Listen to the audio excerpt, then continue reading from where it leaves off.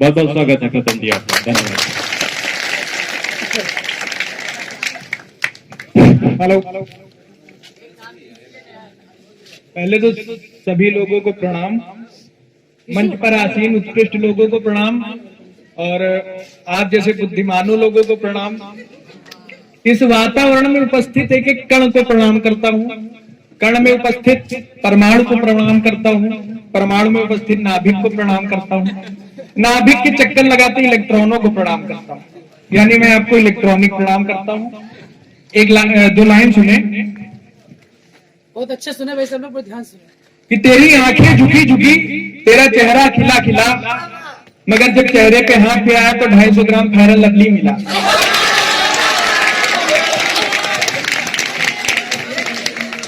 कि हौसले को आज माना चाहिए, हौसले को आज माना चाहिए, हौसले को आज माना चाहिए, मुश्किलों में मुस्कुराना चाहिए और खुजलियां जब 7 दिन तक ना रुके आदमी को तब नहाना चाहिए।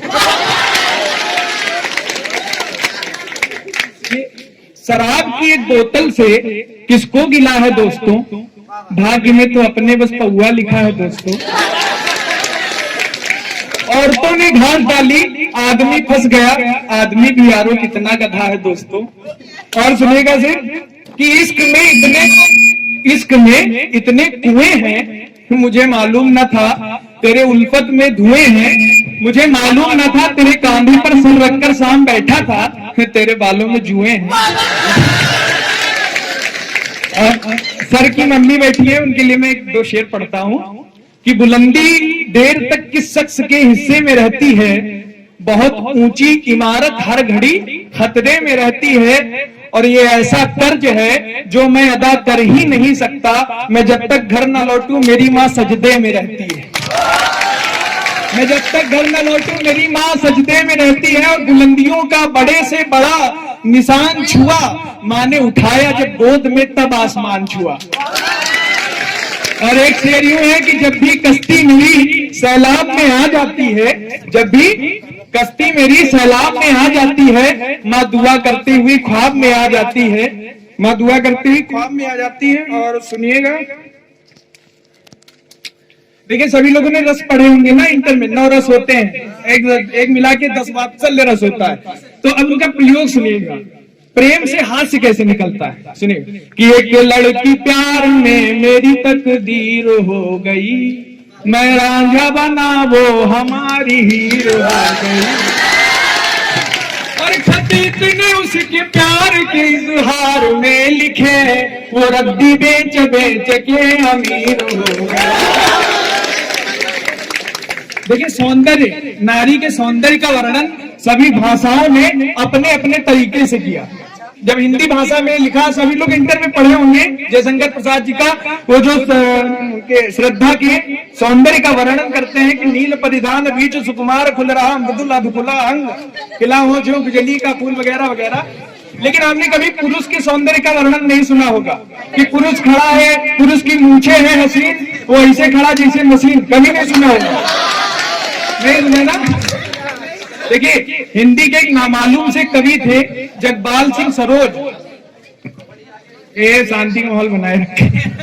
सुनिए हिंदी के एक कवि थे जगपाल सिंह सरोज, तो उन्होंने सौंदर्य, नारी के सौंदर्य में पंक्तियां लिखी कि देख पालकी जिस दुल्हन की, देख पालकी जिस दुल्हन की, बहक गया हर एक बराती।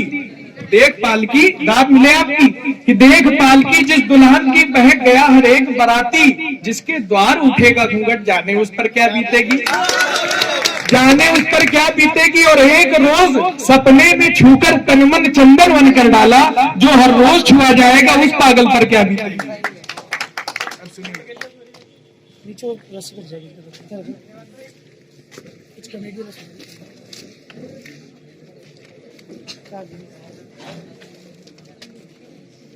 चलिए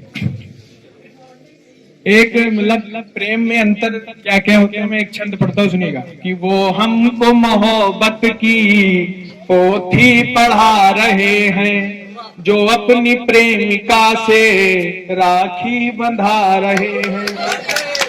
कि हैं आंसुओं में डूबी मेरे प्यार की कहानी, और भीतर से है बुढ़ापा बाहर से है जवानी, और नजरों से तेरी नजरें कैसे मिलाए जानी, तेरी दाई आंख कानी मेरी बाई आंख कानी।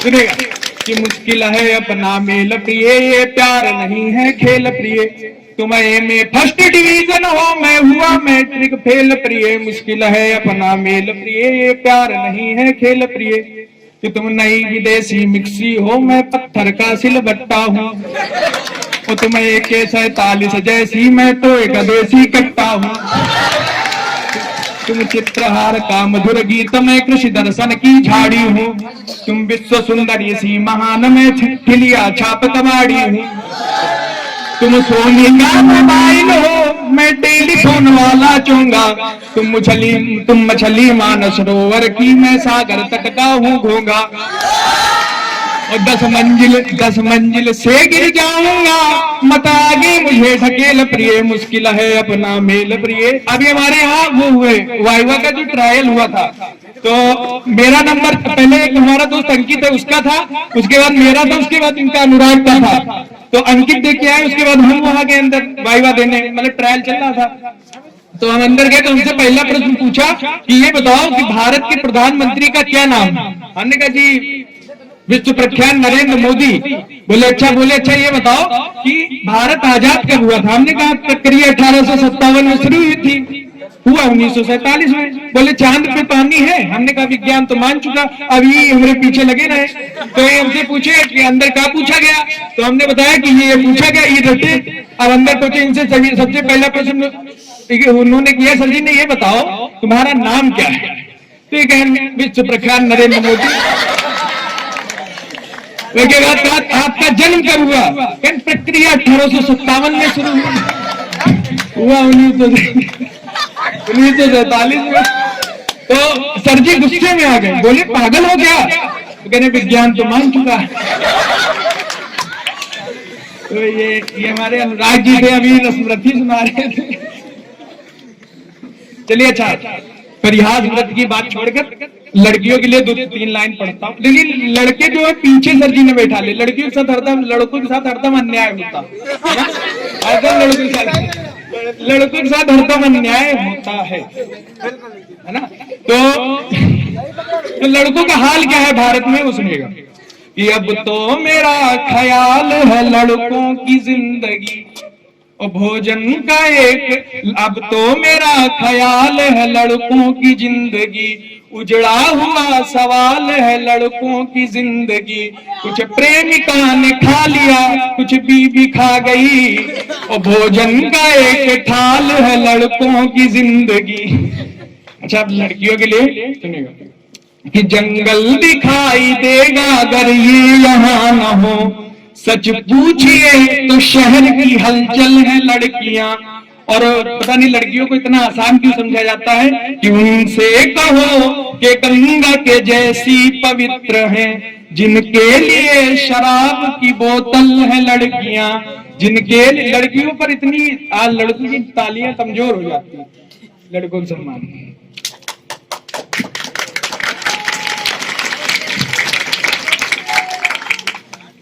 क्या है इतना चिल्ला?